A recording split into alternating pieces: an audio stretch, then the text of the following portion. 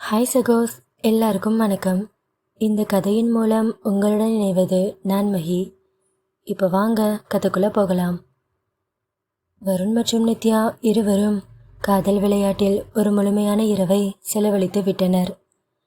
அந்த மெல்லிய சந்தோஷம், அந்த இலகிய சோர்வு அவர்களை இப்போது ஒரு கனிந்த தூக்கத்திற்கு அழைத்துச் சென்றது. நித்யா இன்னும் ஆழ்ந்த உறக்கத்தில் இருந்தாள். அவள் கண்கள் கனர்ந்த நிலையில் அவன் மார்பில் தலையணைத்து படுத்திருந்தாள். அவளது மென்மையான கூந்தல் அவனது தோள்களில் வீழ்ந்தது. அவன் தோள் முழுதும் அவளது வாசனையை பரப்பியது. அவள் விழிகளை மெதுவாக திறந்தாள். முன் இரவின் பிம்பங்கள் இன்னும் மனதின் ஓரத்தில் தெளிவாக இருந்தன. வருணின் உடல் வெப்பம், அவன் நீண்ட விரல்கள், அவன் அதீதமான நெருக்கம், அவை அனைத்தும் நித்யாவின் உடலில் இன்னும் தேங்கியிருந்தது. நித்யாவின் கண்கள் மெதுவாக நகர்ந்தன. வருண் தூங்கிக் கொண்டிருந்த அழகை ரசிக்கத் தொடங்கினாள் நித்யா. வருணின் முகம் இன்னும் தூக்கத்தின் இனிமையில் இருந்தது. நித்யா வருணின் மார்பில் தன் விரல்களை மெதுவாக சுழற்றினாள். அவள் சிரிப்புடன் வருணை பார்த்தாள். நல்லா தூங்குறத பாரு, தூங்கும்போது கூட எவ்வளோ அழகா இருக்கா. நைட்டு ஃபுல்லாக என்கிட்ட அவ்வளோ முரட்டுத்தனமாக நடந்துட்டு காலையில் அழகாக குழந்த மாதிரி தூங்குது. வருண், உன்னை நான் எப்படிடா லவ் பண்ணேன் என்று கூறியபடி அவனது மார்பில் தன் கன்னத்தை சாய்த்தவள் அவனது இதய துடிப்பை கேட்டாள். அது மெதுவாக ஆனால் துல்லியமாக துடித்து கொண்டிருந்தது. நித்யாவின் கூந்தல் அவனது மார்பில் சிதறியிருக்க அவள் நீண்டு கிடந்த நிலையில் அவளது மென்மையான விரல்கள் அவனது கரத்தை இன்னும் பற்றி கொண்டிருந்தன. வருணின் அழகிய விரல்களை வருடியபடி நித்யா வருணை கவனித்தாள். அவன் தூங்கும் அழகை நித்யா ரசித்து கொண்டிருக்க அப்போது நித்யாவின் பார்வை வருணின் மேனியில் இறங்கியது. அவனது கழுத்து, மார்பு, தோள்கள் ஏதோ வித்தியாசமாக இருந்தது. அவளது விரல்கள் மெதுவாக அவன் தோளில் தடவியது. அது மருதாணியின் நிறம். அவள் கண்கள் பெரிதாகி போனது. என்ன இது? வருணோட உடம்புல என்ன இருக்கு என்று யோசித்தவளுக்கு நேற்று இரவு தன் கைகளில் மருதாணி வைத்திருந்தது அப்போது நினைவுக்கு வந்தது. நேற்று இரவு மருதாணி வைத்த கையோடு இருவரும் ஒரு இனிய போராட்டத்தில் கட்டிலை கழித்து கொண்டிருந்த போது அவளது மருதாணி அவன் கழுத்தில் தடவியது. அவன் மார்பில் பதிந்தது. அவன் முதுகிலும் அவள் கைவிரல்கள் பதிந்திருந்தது. அட ஆமா, என் கையில் இருக்கிற மருதாணியெல்லாம் வருணோட உடம்புல இவ்வளோ ஸ்ட்ரெயின் ஆயிருச்சு என்று யோசித்தபடி நித்யா வெக்கப்பட அவள் வெக்கத்தால் முழு உடலுமே சிவந்துவிட்டது. அவன் தூங்கிக் கொண்டிருந்தாலும் அவனை பார்த்தவுடனே அவள் உள்ளம் இன்னும் அதிகமாக நடுங்கியது. அவளது விரல்கள் அவள் மார்பில் படிந்திருந்த மருதாணி சாயத்தை மெதுவாக வருடின.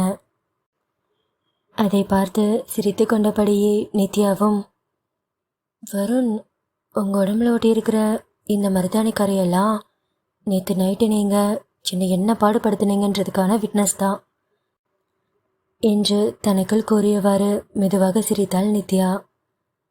நித்யா தன் கூந்தலை பின்னால் சரித்து வருணின் கழுத்தின் அருகே சற்று நெருங்கினாள்.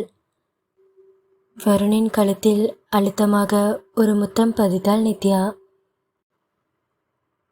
வருணின் கண்ணிமைகள் ஓரளவு அசைந்தன. சில வினாடிகளில் அவன் விழித்தான்.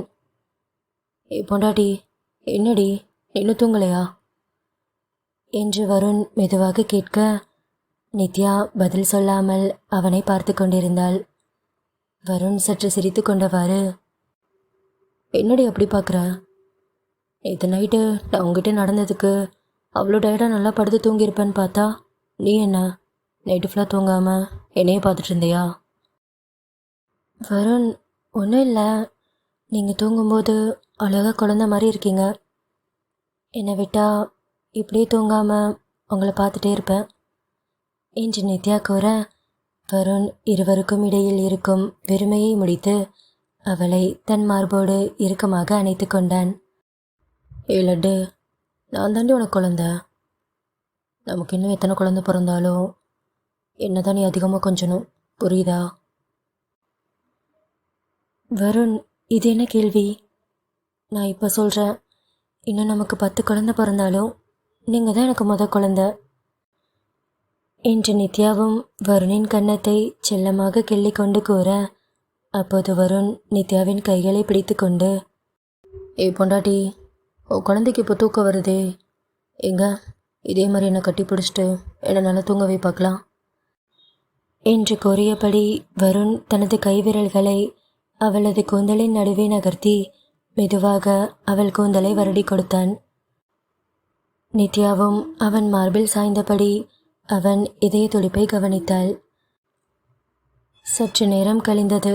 இருவரும் ஒருவருக்குள் ஒருவர் உறங்கிக் கொண்டிருந்தனர். அந்த இரவு இப்படியே சென்றது. சூரியன் மெதுவாக உதித்து கொண்டிருக்கும் வேளையில் நித்யா ஆழ்ந்த உறக்கத்தில் இருந்தாள். நித்யாவின் அருகே வருண் மெதுவாக அவள் விரல்களை பற்றி கொண்டு அவள் விரல்களை பார்த்து கொண்டிருந்தான். நித்யாவின் கைகளில் அந்த மருதாணியின் நிறம் அழகாக பிடித்து கொண்டிருந்தது. அந்த அழகை ரசித்து கொண்டிருந்தான் வருண். நேற்று முழுவதும் நித்யா வருணின் முன் தன் கைகளை நீட்டி எப்படி இருக்கிறது என்று கேட்டது அவன் நினைவிற்கு வந்தது.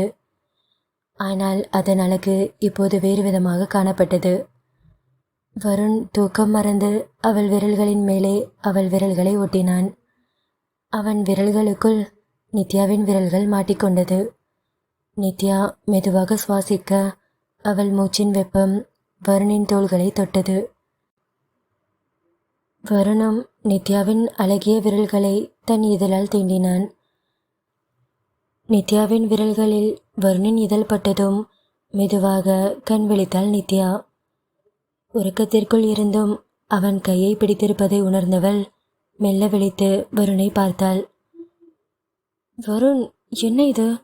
எப்போ எந்திரிச்சிங்க என்று நித்யா கேட்க, வருண் பதில் எதுவும் கூறாமல் நித்யாவின் கைகளை பிடித்தபடி அவளுடைய கைகளை மட்டுமே பார்த்து கொண்டிருந்தான். வருண், என்னாச்சு? என்ன அப்படி பார்க்குறீங்க? பொண்டாட்டி, உன் கையில் இந்த மருதாணி அவ்வளோ அழகாக சிவந்திருக்கு, பாத்தியாடி? வருண், ஆமாம்ல, பார்க்குறதுக்கே இவ்வளோ அழகாக இருக்கு. நீங்கள் சொன்னது கரெக்டு தான். நீங்கள் வச்சு விட்டதுனால எவ்வளோ அழகாக சிவந்திருக்கு.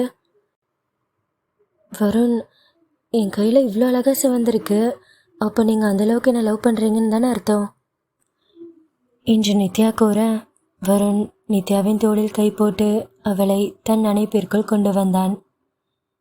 பொண்டாட்டி, என்னடி பேசுகிற? ஆஃப்டர் இந்த மருதானோட ஸ்டேனை வச்சு 7 கால்குலேட் பண்ணுறியா?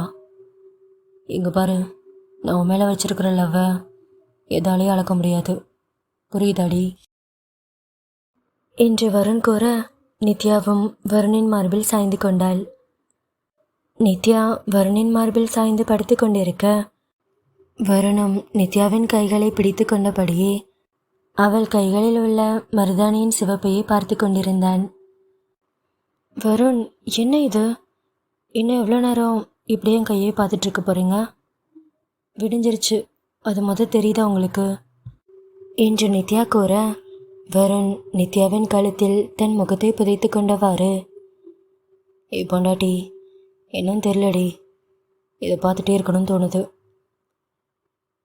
நித்யா, எனக்கு ஒரே ஒரு ஆசை தான். என்னங்க?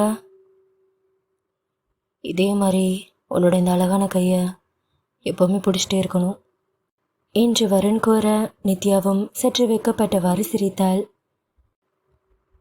நித்யா, இதே மாதிரி உன் கையை மட்டும் பிடிச்சிட்டே இருந்தால் போதுண்டி.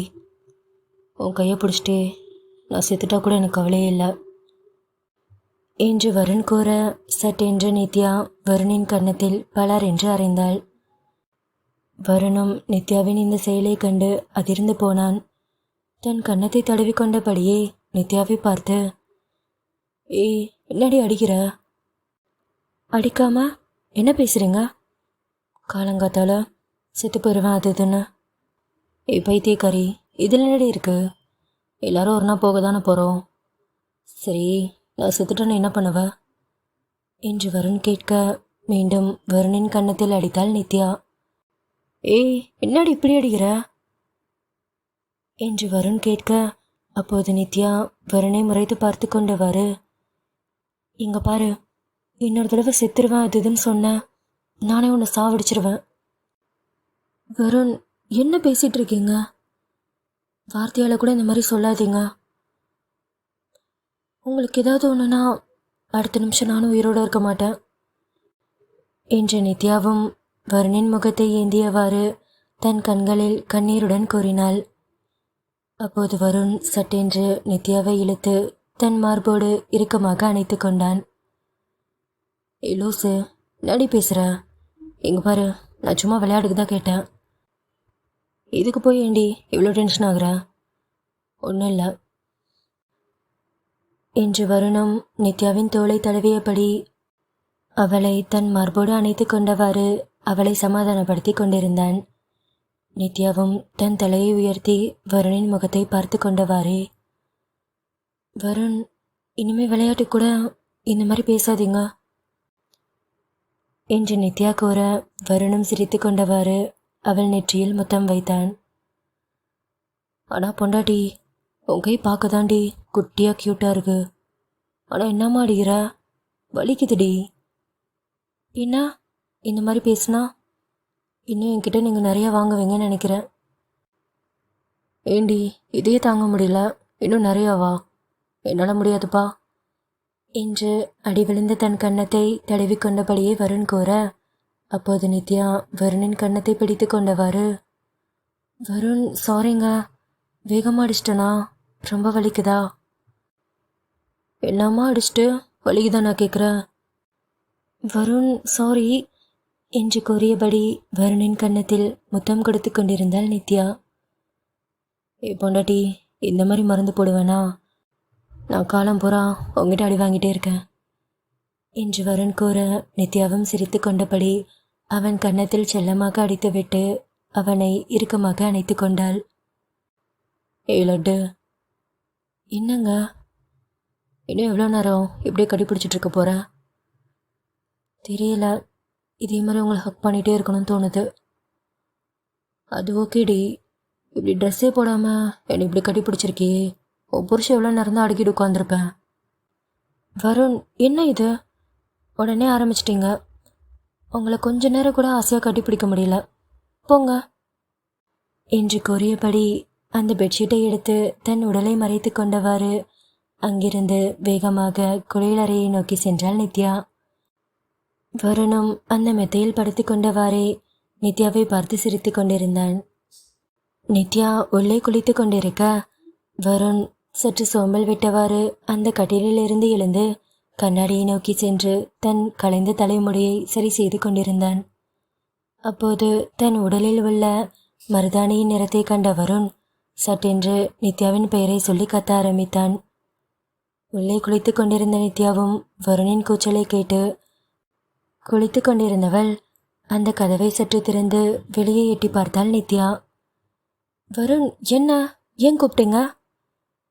ஏண்டி, நடி இது என்று வருணும் தன் உடலை காட்டி கேட்க நித்யாவும் சிரித்து கொண்டிருந்தாள்.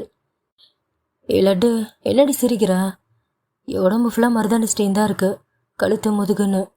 இதோட என்ன இப்படி இருக்கிறது? வருண், அதனால என்ன?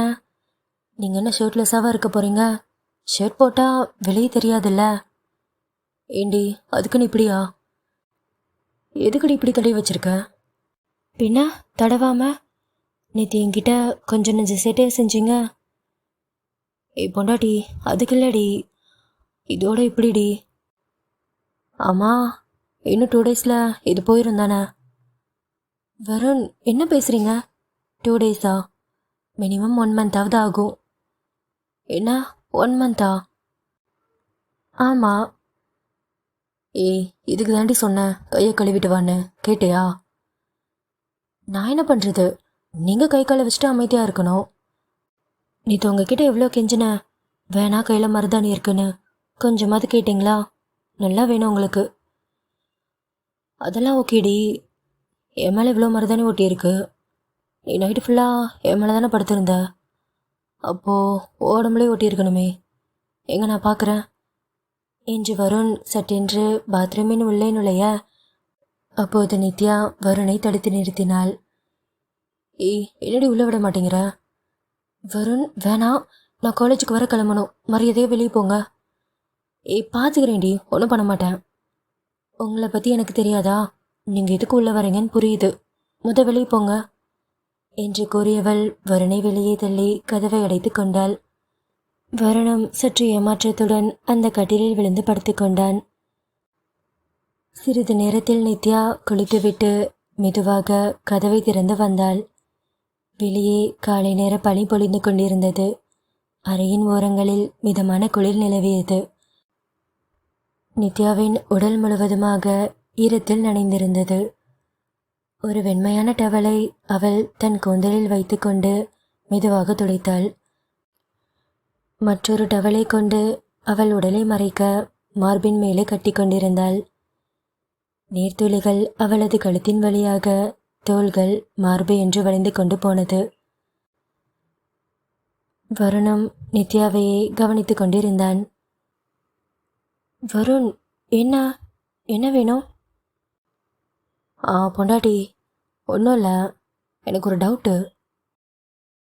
என்னங்க, என்ன டவுட் என்று நித்யா கேட்க கட்டிலிருந்து எழுந்து நித்யாவின் அருகே வந்தான் வருண். வருண், ஏதோ டவுட்டுன்னு சொன்னீங்க, எதுக்கு கிட்ட வரீங்க? இல்லடி, இது கிட்ட வந்ததா கேட்கணும். சரி, என்ன? பொண்டாட்டி, நீ ஒரு விஷயம் நோட் பண்ணியிருக்கியா? நம்ம டெய்லியும் ஒரே விஷயத்த பார்த்துட்டே இருந்தா நமக்கு ஒரு மாதிரி போர் அடிக்கும். வருண், கரெக்டு தாங்க. அத்தை என்னதான் சாம்பார் சாதம் வச்சாலும் அது டெய்லியும் சாப்பிட்டா எனக்கு போர் அடிக்க தானே செய்யும். பொண்டாட்டி, அதே தான், கரெக்டாக பிடிச்சிட்ட என்று கூறியபடி வருண் நித்யாவின் தோளின் மீது கை போட்டான். வருண், எது கையெல்லாம் போடுறீங்க?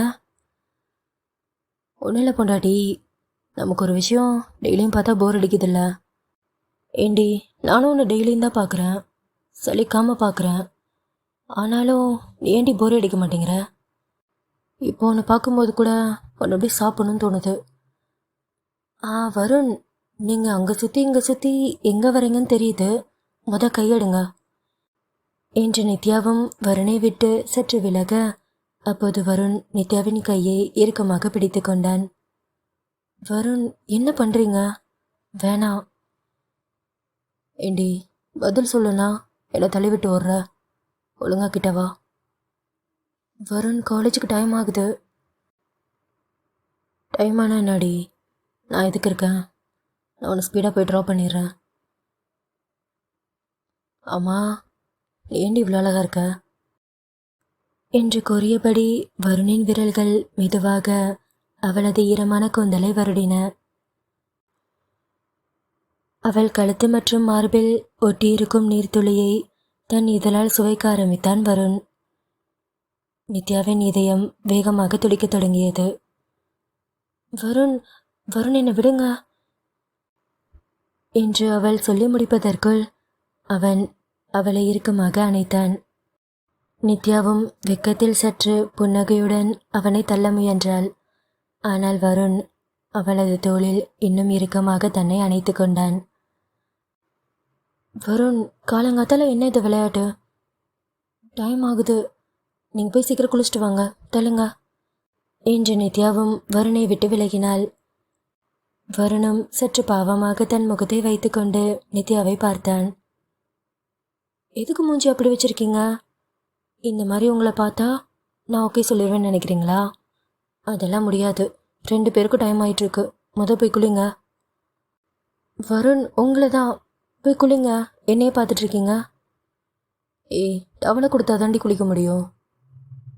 டவலா? கபோர்டில் இருக்க, எடுத்துக்கோங்க. எனக்கு அந்த டவல்லாம் வேணாம், இதோ நீ கட்டியிருக்கே அதான் வேணும்.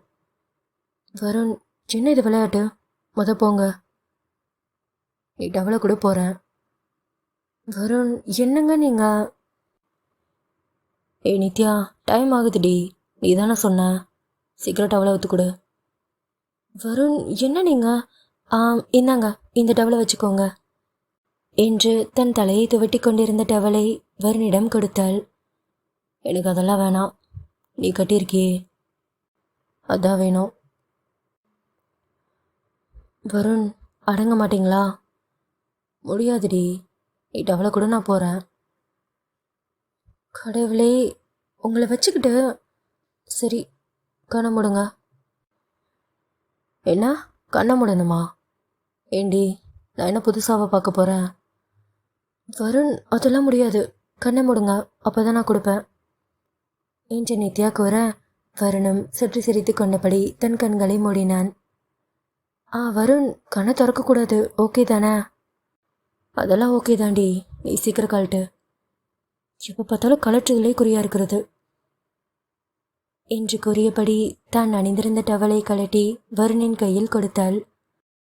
வருண், அப்படியே திரும்பி பார்க்காம பாத்ரூம்குள்ளே போங்க. பொண்டாட்டி, ஒரே ஒரு டைம் பார்த்துக்கிறேனே. அதெல்லாம் முடியாது, போங்க என்று நித்யா கூற வருணும் பாத்ரூமை நோக்கி நடந்து சென்றான். அப்போது திடீரென்று திரும்பியவன் வேகமாக நித்யாவின் அருகே ஓடி வர நித்யா தன் கையில் இருந்த டவலால் தன் உடலை மறைத்து கொள்ள பார்த்தாள். வருண், என்ன நீங்க? உங்களை குளிக்க தானே சொன்னேன். இப்போ எதுக்குடி மறைக்கிற?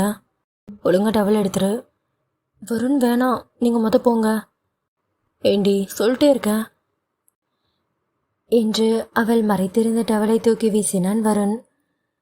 ஐயோ வருண், என்ன பண்ணிட்டு இருக்கீங்க? ஆடாதடி, அப்படியே இரு. என்னங்க பார்க்குறீங்க? ஆடாதன்னு சொல்கிறேன்ல. பொண்டாட்டி, உடம்புலே மருதாணி ஸ்டெயின்லாம் இருக்குடி. எப்படி கண்டுபிடிச்சிட்டேன்ல? அட பாவி, அப்போ இதுக்காக தான் பிளான் பண்ணி என் டவலை கழட்ட வச்சிங்களா? ஃப்ராடு பயலே என்று நித்யா வருணை செல்லமாக அடிக்க வருணும் நித்யாவை இழுத்து இறுக்கமாக அணைத்து கொண்டான். இந்த கதையுடைய அடுத்த பாகம் சீக்கிரமே நம்ம சேனலில் வந்துடும். மறக்காமல் சேனலை சப்ஸ்கிரைப் பண்ணி வச்சுக்கோங்க. கதைகளை பற்றின கருத்துக்களை கமெண்ட்டில் சொல்லுங்கள். வீடியோ பிடிச்சிருந்துச்சுன்னா மறக்காமல் வீடியோக்கு ஒரு லைக் பண்ணிக்கோங்க. என்னோடு நீ இருந்தால் தொடர்கதையின் அடுத்த பாகத்தில் உங்களை வந்து சந்திக்கிறேன். தேங்க்ஸ் ஃபார் வாட்சிங்.